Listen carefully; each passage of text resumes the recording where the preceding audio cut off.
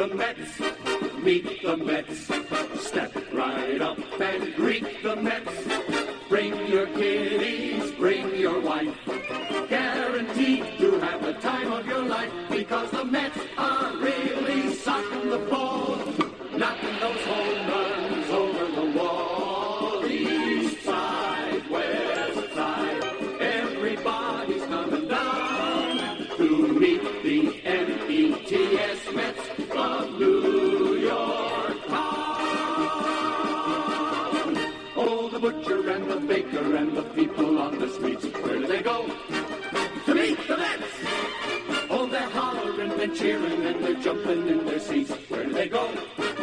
To meet the Mets! All the fans are true to the orange and blue, so hurry up and come on down, 'cause we got ourselves a ball club, the Mets.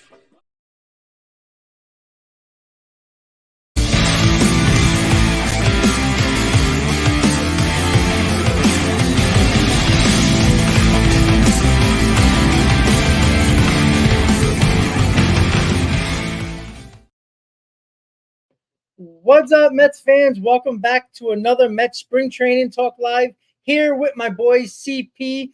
Getting closer and closer to opening day, about 2 weeks away until opening day. And we do have some news to talk about, some rumors to talk about. Got an opening day starter to announce. We got re-engagements with players. We got a third base problem. We got just an overall bunch of stuff to talk about. Chris, how you doing? I'm doing well. I appreciate it. A lot of news that's come out in the last couple of days in terms of miscellaneous stuff, not directly related to the guys that are on the roster right now, but it should be an interesting conversation. A couple of news pieces here as well. Most recently regarding the opening day starter, like you said, that we'll talk about. We have the topics here underneath us.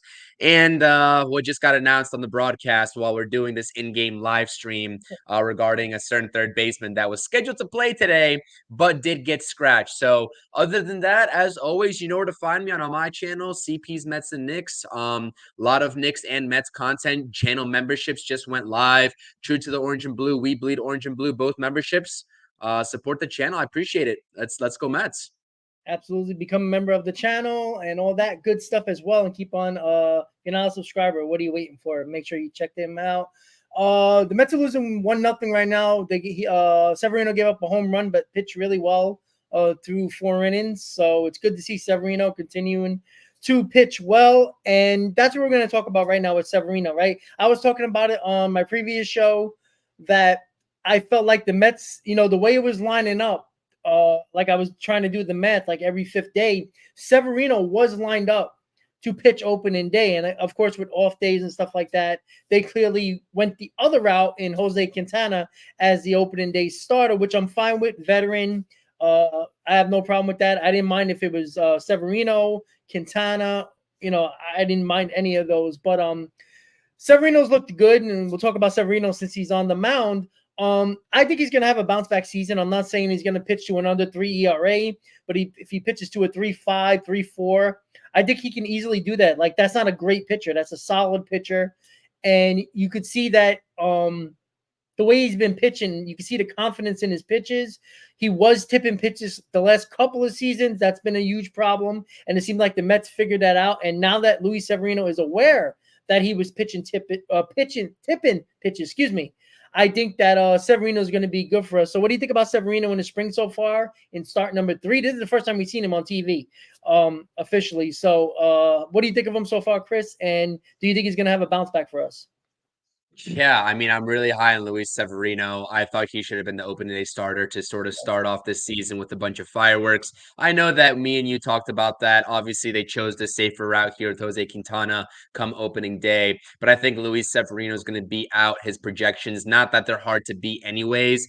Fangraphs projections, we went over it before. They have him at 26 games started, 137, 138 innings pitched, ERA in the low 4s. I think he's going to blow all that that away. He's been really impressing me here in spring training. Obviously, the tipping of pitches was an issue. He posted a 6.8 ERA last season with the Yankees, but listen, this guy has all the makings to be great and bounce back to his 2017, 2018 days. The Arsenal's there, the movement. I've been watching this game here. I have it side by side right now as we're talking. The movement on his pitches is phenomenal. So I like what I'm seeing. We're seeing an unlocked version of Luis Severino right now. Does that hold up over the course of 162? That is the main question. And D, you're right in the chat. His slider is working really well. That movement on that slider is sharp, and he got a strikeout here. I believe it was last inning on that slider as well. So love what I'm seeing from Luis Severino. I think he is going to be the absolute key to this rotation in the absence of a Kodai Senga. Obviously, we know we're going to get out of Jose Quintana. Consistency. I think it's the same thing with Adrian Hauser. Really the wild cards of what we get with Sean Manaea and what we get with Luis Severino. And so far, I'm loving what I'm seeing from haircut version of Sean Manaea and Luis Severino here through and through so far in spring training.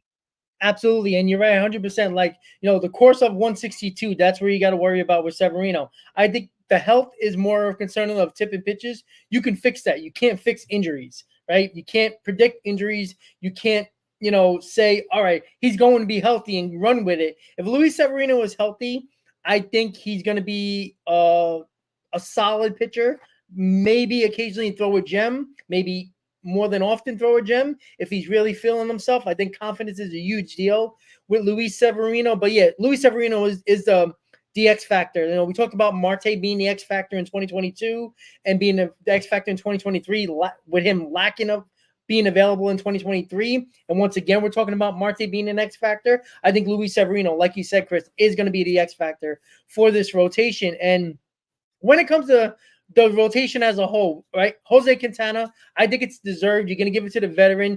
They went the safe route. I thought they were going to go with Severino. I was kind of a little bit excited, thinking, hey, listen, let's give I'm not a kid anymore, but let's give Severino the confidence into opening day. But obviously the Mets probably didn't want to put that pressure on him right off the bat, because if he had a bad day, you don't want him spiraling out of control early on in the season, and that's gonna just hurt you going through the season. So with that said, Jose Quintana opening day starter, I like that.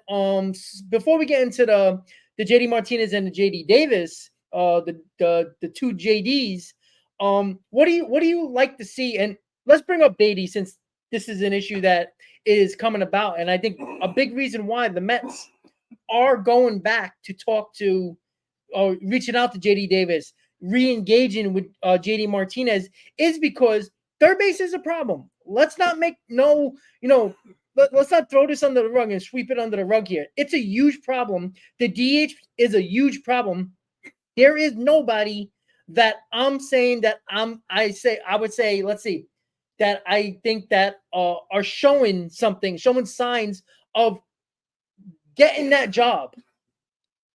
And that's the problem that I'm having, Chris, right now, because Brett Beatty, the back injury, he had that when the Mets brought him up earlier. He kind of has that back issue every now and then. The problem that the Mets have right now, and I think this is the biggest problem with the situation right now, because they're bringing up the DH situation about Martinez and not want to give at bats away from Vientos. What is the problem that you really see right now, and what do you think the Mets are going to do? Are they going to go after Davis or Martinez or both of them?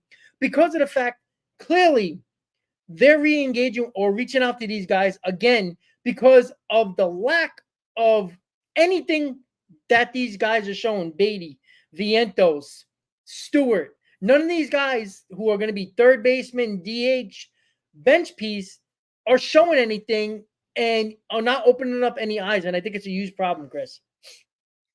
Yeah, like I said, it's spring training. We got a good enough sample size right now on Brett Beatty. He's got 28, 29 at bats, hitting 241. We got a good sample size right now on Mark Vientos, 31 at bats, hitting 194. It just hasn't been there so far with these guys. Absolutely, I agree. But then you can also turn around and look at Lindor hitting 172. I think he's an 0 for today as well. That's going down as well. So how much stock are we putting in? It all depends on different sort of eyes eyes and different perspectives. I think that the situation is obviously different for Brett Beatty and Mark Vientos than Francisco Lindor. Yeah, Obviously, you want to see these young kids perform. That's a given, right? Another option that we haven't mentioned, DJ Stewart, I always thought was going to start in AAA regardless, and I think his play so far has only backed that up. As we see an Astros player, forgive me, I'm not wearing my glasses, so I can't see who hit that, but hits a triple in the gap here. I think G-Man Choi has a realistic shot at yeah, making this roster, to be honest with you. He's batting, I believe, close to 300, if not a little bit north of 300 right now. He's a lefty, which would mean that Mark Vientos still gets his at-bats. You still prioritize that. But I do think on the JD Davis front, I don't want JD Davis. You asked me what my opinions were via DM. I didn't want him. Obviously, that was before I heard about the Brett Beatty injury, which I don't think is going to be a serious problem regardless. But I do think that, or I don't think that it's a coincidence that the JD Davis rumors started and Brett Beatty now is injured. Like there had to be something going on yesterday with Brett Beatty that he yeah, felt something and then the news just dropped. Although he was in the starting lineup today and then they scratched him last minute. I don't know. It's very weird how the timing of this all is shaking out. I do think that at this point, if you were to say JD Davis versus JD Martinez, we all know JD Martinez is the preference. But JD Davis essentially being DFA'd by the Giants will come at a much, much, much cheaper price than a JD Martinez. We're talking about like league minimum versus however many million dollars that JD Martinez settles on. So I think that obviously the Mets have a huge problem here. But when you're talking about JD Davis, regardless, are we really confident or not confident that Mark Vientos can't match what JD Davis did with the bat last season? I mean, we talk about a 738 OPS, we talk about 18 home runs and a 248 batting average. Do we really think Mark Vientos over the course of 162 can't put that up? Because I think he can. I at least have that much confidence in Mark Vientos to bare minimum provide those statistics. Now, I understand defensively, especially with this Brett Beatty news, if there is some stretch of the imagination where this injury might be a little bit more serious than just his back tightness, let's say it lingers, do we really trust Mark Vientos out there defensively? Which is where I will give props to Brett Beatty. He has looked solid defensively so far this yeah, spring, which was a concern coming in. JD Davis obviously has his own issues in the field, but if you look at his baseball savant, all those metrics, he has good range out there, played 116 games last season at third base for the San Francisco Giants. That could be an immediate option defensively at third base for the New York Mets. So there's a whole revolving door of options and factors to take into consideration here. But nonetheless, do I think the Mets pulled the trigger on either of those guys, Martinez or Davis? I'm just going to say no at this point because I do think G-Man Choi is that next man up. And Fangraphs obviously believes in that as well because right before we started this stream, I went to Fangraphs' projections, opening day projections, and they did have G-Man Choi as the opening day starter against the righty in Freddie Peralta. So we'll see how it shakes out. I don't know.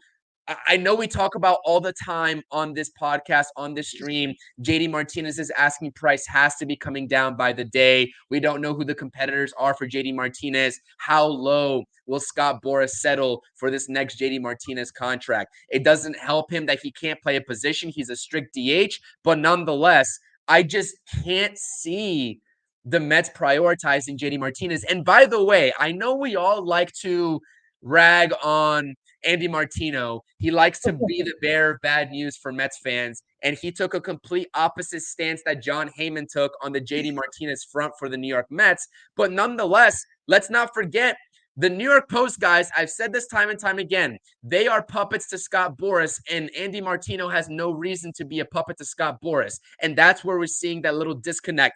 Are there talks still going on? Absolutely. I won't discredit that. But I will not say right now confidently, even given the John Heyman reports, that they're prioritizing JD Martinez. I simply just can't believe that right now. So we'll see. yeah. I guess, though, those options would be better at face value than what we have right now. But then again, I said it on my live stream last night. If you missed it, go check it out. It was with Ernest Dove. We went into a whole plethora of topics. Great conversation. Like, this is about winning versus development. The Mets have to do both. Like, they have no options but to do both. They're trying to win while simultaneously get the synopsis of Brett Beatty and Mark Vientos and who they are as ball players. That's a very hard thing to do, Rob. Yeah, and I'm gonna put the JD Martinez thing to the side because my take is I still think they're gonna sign him at some point, whatever that might be. First week of opening day next week, I think it's gonna happen. I the only team that we've heard that are in on JD Martinez is the Angels. He's not going there. All right, I'll tell you right now. Like, unless they're gonna give him a multi-year deal, which the Mets are not gonna do, and I agree with that, then he might go to the Angels, just taking that extra year of that extra year that will be on the contract. But I still think it's going to happen. But with JD Davis, just in general for both of these guys, David Stearns, who talked about evaluation of these players, given at bats to these players, there should be no talks with JD Davis or JD Martinez if that's the route they wanted to go. Why are they pivoting? Why is Steve Cohen? And yes, the New York Post is a plug for Scott Boras, and Andy Martino even confirmed that they were talking to both of these players and obviously agents as well. The fact of the matter is they're pivoting from what they've been saying. They want to give at bats to these guys. They want to have a competition. They want these guys to play. Yet they're pivoting to these two guys. It's two reasons. It's either one or both. One, they don't like what they see from Vientos and Beatty in spring. Two, the prices coming down on JD Martinez, and JD Davis would be a cheap option. That's the reason why they're looking at these two guys. Now, it could be both reasons. It could be, they don't like the way they're both looking, because Brett Beatty and Vientos, the reason why we're talking about them a lot was because they performed extremely well in the spring. They used to be crushing the ball. But guess what? The pressure is on now. The competition is on. The eyes are on you. Your job is in jeopardy, right? Why are these guys not playing well? Now, Beatty has been okay. I'm not going to say he's been good. So if you put him at third base, I'm not going to go crazy because he's shown a little bit more. I like that he can get to that 240 average. If he rides around there and gives you 15 to 20 home runs and just gives you them line drives, I can deal with that. Vientos, on the other hand, you can't tell me that everybody wants to keep on continue. Like, I'm sick of this storyline about, you gotta give Vientos at bats. You're gonna take Vientos at bats away. I don't care. Vientos is JD Martinez but younger, except that he don't have the offensive numbers of JD Martinez. That's it. We have some breaking news. Uh-oh. We have some breaking news. The Padres just acquired Dylan Cease from the White Sox. Oh, wow. The Yankees didn't get him. Okay. Ooh. Nope. Yep. Breaking news per Jeff Passan. Shout out to John Rossi in the chat. Shout out to Darren in the chat providing that. I just saw the Passan tweet. I don't know what the package is. I guess we'll update you all as soon as we get the full package here. But that's. Oh, I think Chris knocked out for a second. So yeah, but when Chris comes back, I'll put him back on. But he froze right now. Let me just text him really quick so he knows. I'm not sure if he knows that he froze.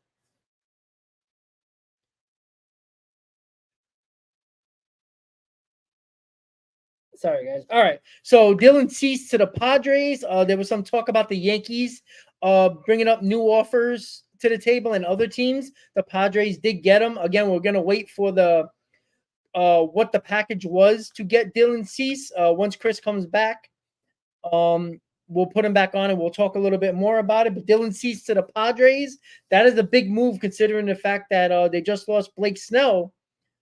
Well, they're going to lose Blake Snell, and Chris is wiped out right now, but we'll get him back on as soon as possible. So that's a good move for the Padres. They replaced Blake Snell with Dylan Cease. Again, there was a couple of teams after him. The Yankees clearly were trying to go after him, but I think the Spencer Jones not putting him in the deal is probably the reason why the Yankees didn't get him. So that's another pitcher off the board for teams like the Yankees that are looking for new pitching. And now this brings up another situation when it comes to Blake Snell and Jordan Montgomery for teams that are now losing out on Dylan Cease and now desperate for a pitcher like Blake Snell and Jordan Montgomery. So Chris is back. Yep, Chris is back. All right, there he goes. Can you can you hear me? I'm on my phone now. I guess I can my hear you. All right. I think you sound good. Okay, cool. All right. Where did I leave off? That's crazy Dylan news. Cease. Dylan Cease. That's years. That's all I really wanted to say. It's just a miracle that they always find a way to work. But apologize about the technical difficulties. I'm gonna go on mute here and try to get back in on my computer. I'm on my phone right now. So All right, cool.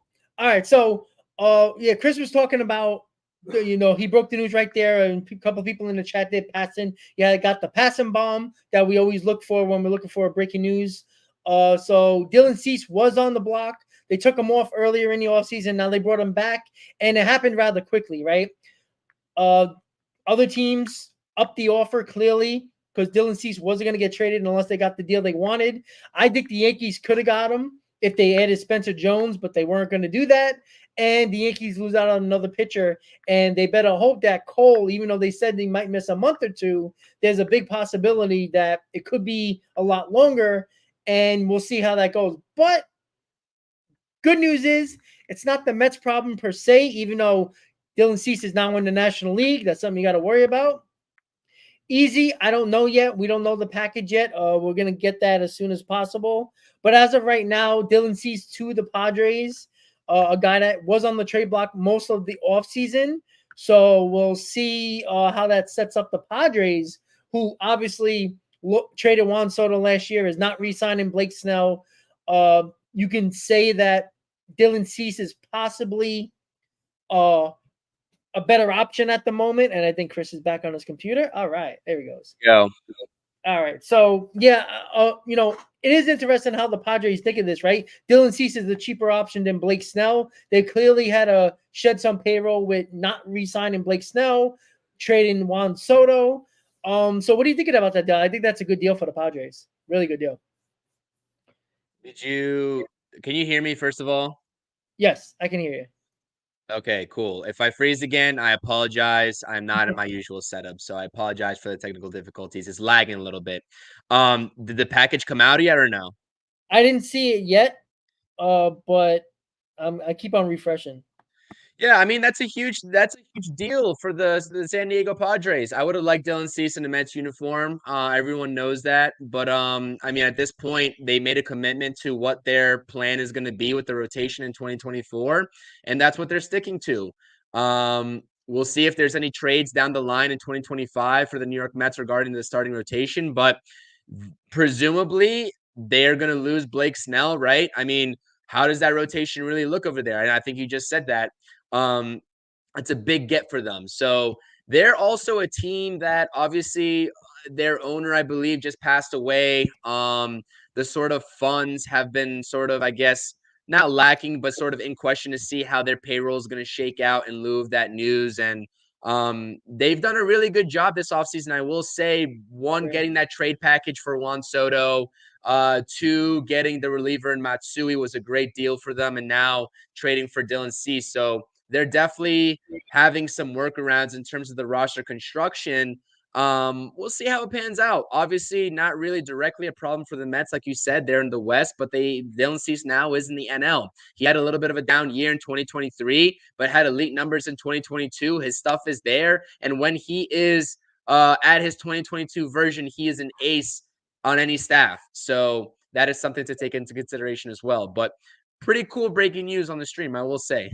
Absolutely. How many times did we go live during Hot Stove and there was basically nothing? We're sitting there for 2 hours, nothing going on when something was supposed to happen. And look, we get on a sprint training talk live, and we got some breaking news with Dylan Cease. So, some people are talking about Spencer Jones and the Yankee fans. Some of them didn't want to give up Spencer Jones for Dylan Cease, who wasn't a rental. He has 2 years of control. So I'm sorry, but if I'm in a predicament like the Yankees, who traded for a 1-year rental of Juan Soto, who talked about being all in, you can't be all in and shy away from a deal that could have made you better, at least fill that spot or that void that Cole might miss for a couple of months or possibly the year. And you could say, well, if Cole's not pitching until September, how far the Yankees really going to go? So I understand that, but at the same time, you can't claim you're all in and then talk about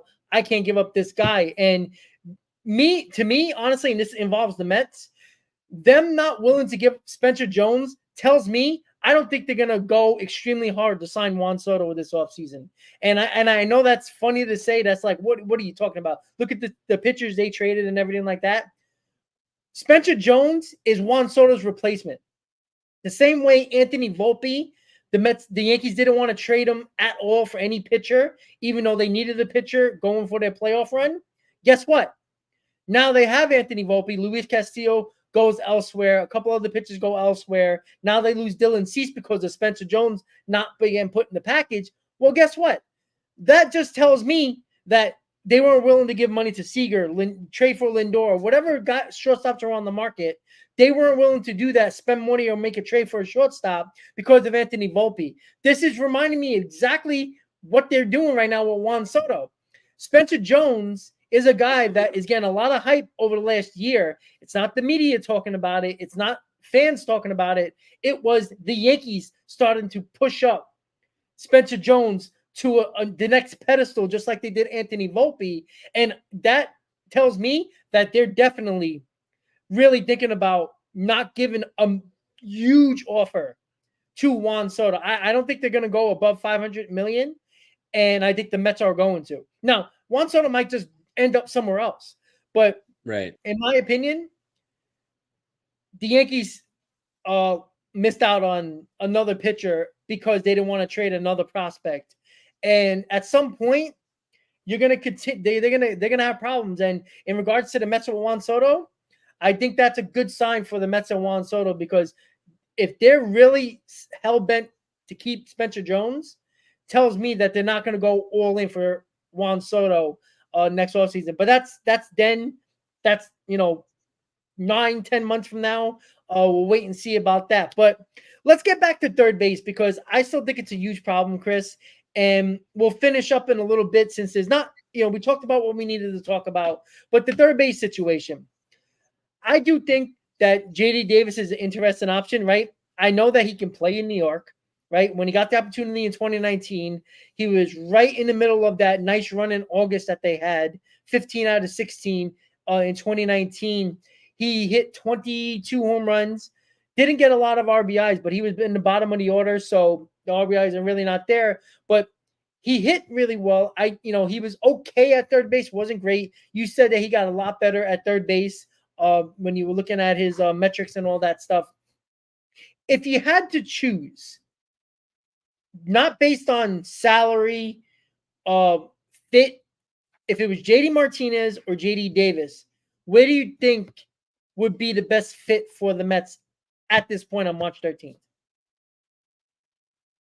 I mean, you gotta go JD Martinez, man. Like, that bat is inevitable, and then you can just push over Mark Vientos versus Brett Beatty at third base. I really don't care. I'm not gonna prioritize JD Davis over JD Martinez in that scenario simply because of defense. You can figure out the third base defense any way you want. Give me JD Martinez in that scenario. But like I said, there is just more factors to take into consideration. But if you're not taking those into consideration, I think you'd be crazy to say as a Mets fan that you'd prefer JD Davis over JD Martinez. That's how I look at it. I agree. The Mets just took the lead in the bottom of the fifth. I'm trying to look at Severino's finishing line. If MLB app wants to freaking work. But yeah, I agree with that. I think the Mets with third base, I think it's a huge problem now. And I think, I think Stearns has a keen eye, and his evaluation has been really good over his GM years with the Brewers. I think that he realizes that, look, Vientos is not a good fielder. He is a glorified DH. He has no position. That's why if this guy's not batting, like, he should be raking right now in spring training. Beatty should be raking now. This is the time for them to shine. All we talked about was when they went to the minor leagues, when they're in the minor leagues, they bat 350. They show all tons of power. They look like the best prospects in baseball. And then they get to the major leagues and they forget how to hit. This year in spring training is the exact opposite. They're not hitting. Beatty's fielding a little bit better, but not something that I'm confident in. And Vientos is a butcher at third base. So I don't know where they're going to go, but they need to do something. I'm sick and tired. It's like, oh, just give these guys at bats. Listen, Vientos doesn't deserve a spot on this team when he does not show it.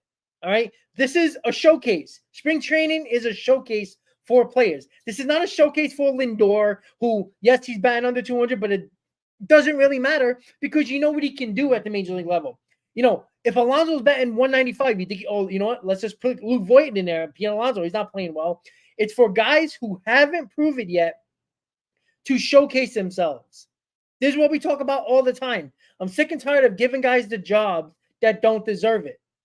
And it seems like right now that they're still trying to push Vientos down our throats, and I'm sick and tired of it. It's not about prospect hugging because that's when it comes to trades. But the fact is, if Vientos is not doing the job, don't bring him up for opening day. Don't let him on the opening day roster. Give it to somebody else that deserves it. If you want to put Choi in that spot, great. Put him in that spot. If you want DJ Stewart to be in that spot as well, fine. But don't give this guy a roster spot and they don't deserve it. You can't bat 200 in spring. You got 2 weeks to go. Unless he's going to go 10 for 15 and get up that average and show a little bit more power because he only has 1 walk. He has 8 strikeouts in 11 games. That's a problem. And I continue to talk about it. And it's not about prospect hugging. Prospect hugging is more about hugging those guys for trades scenarios. But if at some point, when are you going to stop giving these guys jobs when they haven't proven it, Chris? That's where I get mad at, you know? I don't think that they've gotten a job. They've never gotten the job. I mean, mine is Brett Beatty, obviously beating out Eduardo Escobar, which really wasn't a tall task anyways. But Mark Vientos never really had the job, right? Like he was never awarded the job. This is really his one opportunity to prove that he can win a job because the Mets refused to pull the plug on Daniel Vogelback last season, and Mark Vientos just didn't get those consistent at-bats. So I don't think that Mark Vientos ever really got the chance for this full-time job. And now that he's struggling here in the first 2 weeks of spring training, we're making sort of, I would say, erroneous sort of decisions on him and saying to send him back to AAA. So my question to you is, if that's the case, are you willing to just bite the bullet on him when it comes down to the Mets trading him? Like, because it's going to happen. Let's be honest here. Mark Vientos is not a long-term option in this organization moving forward. Like, are you just willing to bite the bullet on any sort of return the Mets might get for him? Because he was a prospect before that could have gotten a decent return with his numbers in AAA had they not brought him up and he'd shown what he's shown, especially now in spring training, that trade value is going to be nil. So, like, are you willing to just bite the bullet on that? I don't know. That's where I'm thinking. Like, I'm kind of forward thinking in that manner. Yeah. And, you know, his value shot, we already know that. But, yeah, I'm not, because, like, I think he's not going to help the team enough to say that I'm willing to keep him around. Now, if they want to keep him in the minor leagues just in case of an injury, fine. But it really doesn't do much for me. Like, if you get rid of him, you get rid of him. You trade him for a bag of balls, you trade him for a bag of balls. He's positionless. There's a reason why he wasn't a high priority in a lot of packages, because teams don't really want guys like that. They don't want guys who really haven't shown it at the major league level, because every time he's got the opportunity, he hasn't looked good. And he's not a guy that can play the field on a regular basis consistently and say, okay, I can put him here. And if he doesn't hit, at least we got the defensive part. He doesn't have that. And I see it like this. Look, I'm trying to win ball games. I know the Mets are trying to evaluate, but you can't tell me you're trying to give a guys at bats. And then on top of that, you're talking to 2 guys that have better bats. JD Davis is a better bat. And on top of that, he can play third base. He can occasionally, in an emergency, play first base. And he even played a little left field for the Mets in 2019 as well. So JD Davis makes more sense to me than Mark Vientos, because Vientos has not shown it. I can't put him in the field on a consistent basis because I don't trust him. At least JD Davis, he's played third base with the Mets. He's played left field with the Mets. He's played third base with the Giants last year. I feel like if you're gonna start talking to outside the organization players, clearly they're not confident in these guys, specifically Mark Vientos. I think Beatty still has I think he still has a little bit of room to I guess you could say earn the job, but I think Beatty's going to get the third base job because he did shown a little bit more. I wanted to see more defensively from Brett Beatty, and then we can deal with the offensive side. But if he can bat 240, 250 and show a little bit of power, I'm okay with that. I'm not looking for him to hit 25 home runs and bat 275. The problem is the DH, and this is why I think Martinez is going to happen. I think the Mets know that it's a problem. DJ Stewart has looked okay. Vientos has not looked good. You know, Choi is nice, but why not? How about this? How about a little change up here? How about Choi and Martinez as your platoon? Choi gets a start, once or twice a week at DH, so you can, protect JD Martinez from injury. You're going to have a 30 home run guy, 90 RBIs, and a guy like Choi who is a hit machine, who's batting right now, actually. And he's looked good this spring, and he's batting 300. It's a guy that deserves to be on this team. I look at it like this. I still say this. JD Martinez is not going to the Angels unless they give him a multi-year deal. I don't think they're going to do that because I think the Angels are going to sign Blake Snell at some point. So I don't know how much more money they're going to spend. So in my overall thought process, if my opening day prediction, which is probably not shocking anymore, G-Man Choi and JD Martinez, I'm okay with that. I think that's perfectly fine. It's a better platoon, better combination than we had since the DH has been implemented in the National League, Chris. So that's my thing. I'm done with Vientos. I am. Brett Beatty, I would be done with, but I don't see another option that is better at this moment unless you get JD Davis and see what happens over the next 2 weeks. I'll be okay with that. Give him a minor league deal or a split contract that if he performs well, I send Brady's ass right back to AAA because he hasn't deserved it either, Chris. Yeah, G-Man Choi just walked with the bases loaded. That's why I kind of like him to make this open day roster as well. He's not going to expand the strike zone. Another RBI here via the walk. So, I don't know. Like, it's a conversation about what's going to happen versus what you want to happen, right? I mean, we all want an upgrade over a Vientos or a Brett Beatty at their respective positions. We've both been on record saying that this entire offseason. Me, for one, has accepted that may not happen, right? I would be ecstatic and surprised if that course of action changed within the Mets front office mindsets, but I'm sort of content and at peace with Mark Vientos and Brett Beatty being rolled out there and then these vets behind them. Now, a lot of Mets fans, I think you can say you're included in that category, still have hope for JD Martinez, right? I'll believe it when I see it. I'm not sure he's going to sign for anything less than 15 million. And even 15 million within itself is going to turn into XYZ million dollars with the Steve Cohen tax. Are the Mets really going to open up their wallets to say that JD Martinez is going to take this team to be a 87, 88, 89 win team versus the Mets without JD Martinez? Now, he very well might be, because I think this lineup looks night and day different than JD Martinez in the lineup versus without JD Martinez, right? Especially in the middle of that order behind Pete Alonso, hopefully, presumably. But JD Davis, that marker doesn't change. There's nothing that JD Davis will provide this team that's going to take them from an 82 to 83 win team, which I have them at right now, to make them and push them into the 88, 89, 90 win category. JD Davis simply just isn't that type of player.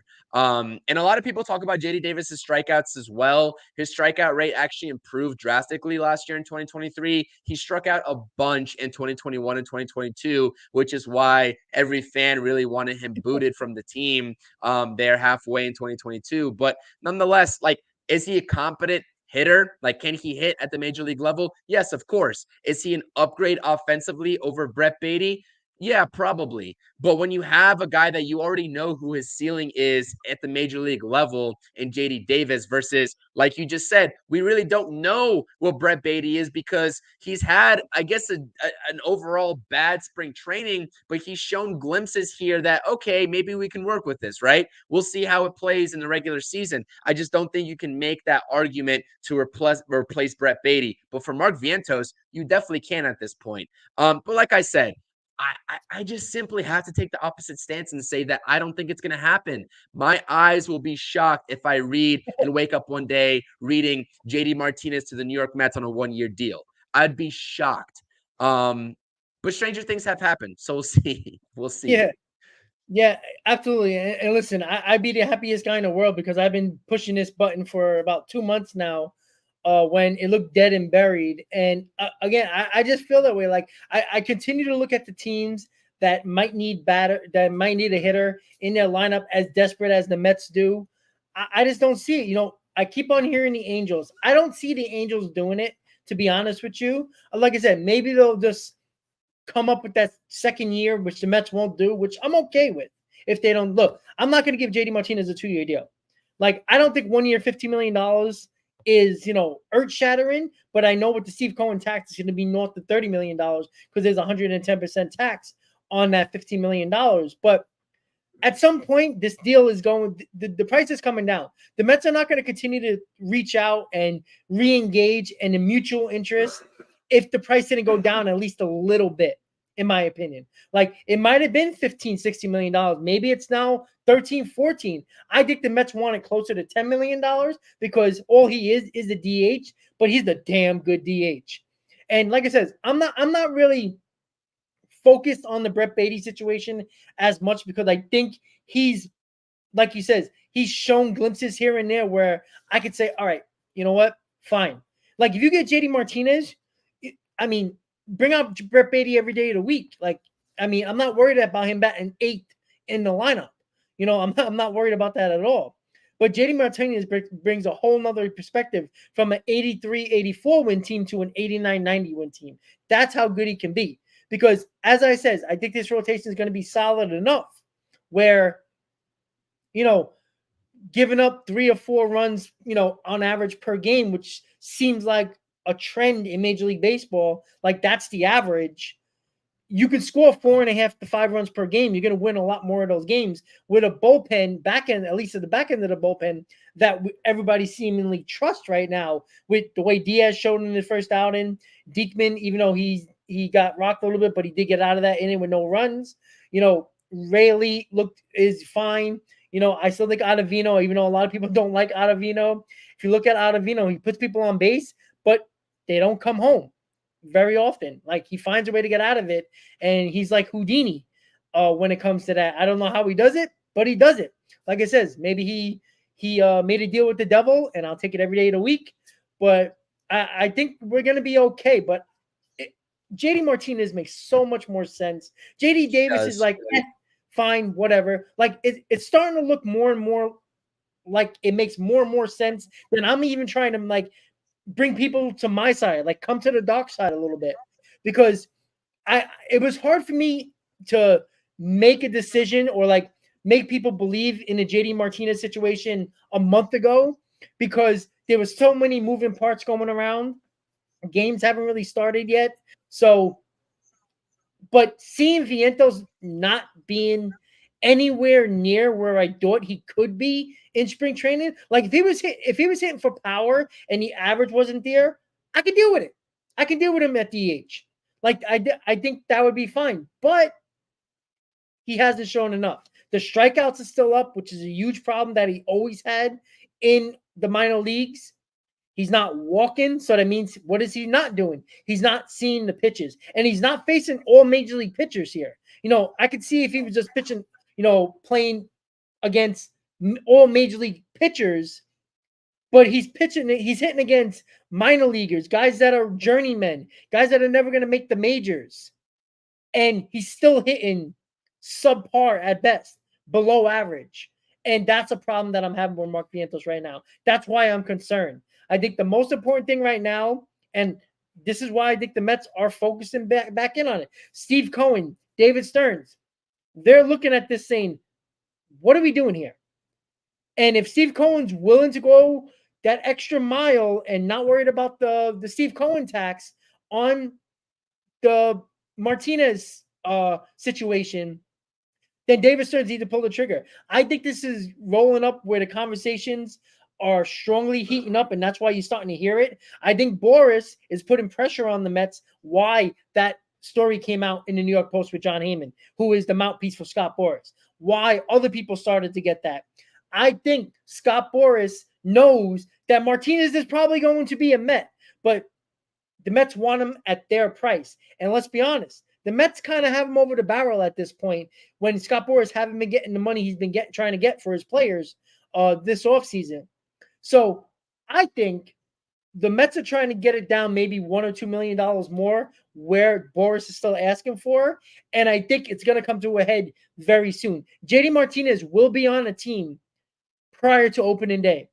In my opinion, it's going to be with the Mets because DH is a huge problem, and Vientos has shown nothing. Strikeouts are up, walks are down, average is a disaster, and he's not playing the field. So, on opening day, Brett Beatty's probably going to get that spot at third base. So, where is Vientos? In no man's land, unfortunately, Chris. Yeah, I mean, we'll see. We'll see what happens. I'm not getting my hopes up. I know a lot of people are. I know you are, Rob. I'm not doing it. I can't do it. I just can't do it. I can't do it right now. Do I Wait, want listen, like it's a question versus it's a thought process for me. It's like, yes, I would love JD Martinez on the Mets. Sign me up for that all day long, but I'm tired of going month by month by month, hearing the same thing. Oh, they're talking. Okay. 0 dark 30 commences. Oh, they're but talking. You know now what I is mean? Like different. it's I think tiring. now is different because now you see with your eyes how bad Vientos has been. And I think that's where I think Stearns is coming in here looking at this Yeah. as well. Because if they're really not concerned about Vientos and want to give him all the at-bats in the world, you wouldn't be speaking to JD Martinez at all, or even having any conversation about him at all. Maybe JD Davis, because he's a utility guy, maybe, but not JD Martinez at all. And I think the fact that Boris knows that the Mets have them over a barrel right now, price-wise, is the fact that Boris went out to John Heyman and says, hey, write this report that not only the Mets are involved, but other teams are involved.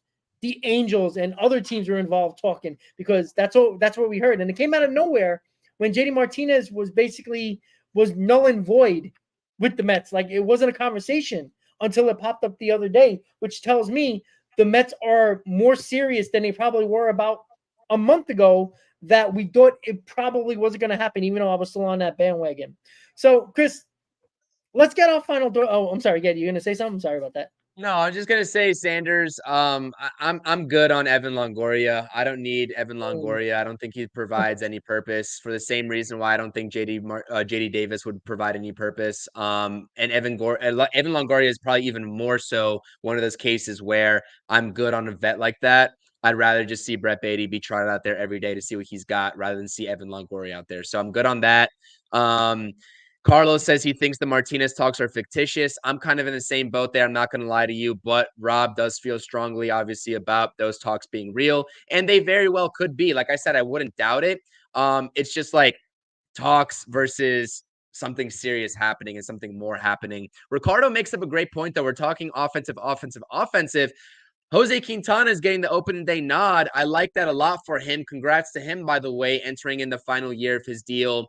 Ricardo's saying that he likes and has a good feeling about the pitching all the way around. I agree. Like bullpen and starting rotation, I like what I'm seeing very early on to spring training. Even Jake Diekman, someone said that he got shelled. Like he gave up, a triple today, but he got 3 strikeouts at the end of the inning. So it was awesome. So I'm really happy with what this pitching is providing, both in the rotation and the bullpen. And I think the Mets will be a lot better off on that front than a lot of people are giving them credit for. So that's all I wanted to say. Absolutely. And Vientos right now is facing a tough pitcher, Josh Hader, and he hits a ball and he bloops it he hits it, but it's a fly ball. So another, again, against a tough pitcher. So I'm not going to go crazy, but yeah, Vientos under 200, not a good sign for a guy who basically was given, I wouldn't say given, but there's a pretty good chance that you were going to get the job. And I feel like they're losing a lot of confidence in Vientos right now. So let's give our final thoughts. We're 2 weeks away for spring training. Chris, you said you were going to the game on the 30th at Citi Field? Yeah, the 30th. Yep. Okay, good. I wanted to make sure because I know you said you were going to tailgate. I don't know. I'm assuming we'll probably try to do a pregame if we get service and the service works out. But I'm going to try to bring my my little bit of a setup, a little on the go setup, so we can try to get I'll try to get my hotspot Wi-Fi hotspot working, and then we can try to get some a little bit of Wi-Fi going there because Citi Field is impossible with Wi-Fi and service, but that's good news. So once again, guys, Mets Spring Training Talk Live. Mets are winning 4-1, bottom of the sixth. We're gonna finish this stream up just now. Once again, don't forget, guys, the amazing Mets pregame show live. Me and Chris are gonna be the hosts. We're gonna put up a schedule monthly of the pregames. It's going to show every game, but based on our schedules, sometimes both of us will be there. Most of the time, both of us will be there. Sometimes one of us. Sometimes we might have to cancel a show. Again, we got lives, we got jobs, we got work, we got craziness going on. We got a life. YouTube kind of seems like our life, but it's not all of our lives. But definitely, it's going to be a big part of both of our channels, and we're gonna have a lot of fun doing it. We're gonna do our best. I'm gonna talk to Chris about trying to get guests on every now and then. Maybe we'll get some guests on talking about the series ahead and all that stuff. Opening day is gonna be a big one. I'll be at Citi Field for opening day, so I'll be in the parking lot, probably in my car, doing a pregame with Chris. We didn't really decide on a time yet, but it's probably gonna be a bit earlier, just because I want to try to get into the stadium. Just opening day, checking out the new foods, the new stuff, and all that fun stuff. But we'll work out a time and all that fun stuff. But Chris, give me your final thoughts and let everybody know what's going on with your channel.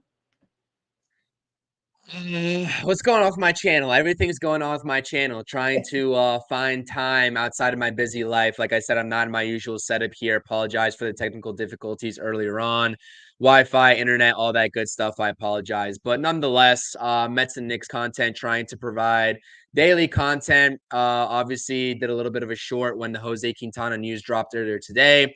Did a Knicks recap earlier today about that huge win last night against Philadelphia. So great stuff all around. Keep subscribing to the channel. Keep on the lookout for more content coming out. And I'm very excited about that pregame show that we got going. Opening day is going to be a good one. Keep an eye out on the schedule, like you said, Rob. And everybody in the chat, turn the notifications on so you don't miss it in case you're out and about somewhere and you can just hop on and watch us talk about some series previews. We'll talk about the games the night before, all that good stuff. So I don't want to beat the dead horse on that sort of announcement. You know where to find us. I appreciate it. Let's go Mets. And we'll continue to monitor the trends of spring training and free agency as well, because there are still some big names out there. So we'll catch y'all later. Appreciate the support. Let's go Mets. Absolutely. And I want to give a shout out to the stream right now in the chat. I have over 160 people in the stream right now, which is probably the biggest one of the Met Spring Training Talk. That's pretty awesome. So shout out to you guys. Guys, you're in the stream right now. Make sure you subscribe to Chris's channel. Click on it. Go right to his channel right away. And make sure he does Knicks content, Mets content, and all that fun stuff. Again, the Knicks content, I think it's a lot of fun. His Mets content is great, but the Knicks content is always fun. I think he just did a video or a live stream about OG coming back and all that fun stuff. So make sure you check it out, guys. Subscribe to Chris's channel and the amazing Mets pregame show live every game, hopefully, with me and Chris as your host. Once again, guys, another Met Spring Training Talk in the books. While the Met game is going on, 4 innings, 1 run for Severino. Looked good once again. 2 weeks until opening day, guys. So everybody have a great night. Chris, have a good one, buddy. Let's go Mets. We'll see you next time, guys. Have a great night. Let's go Mets. Bye.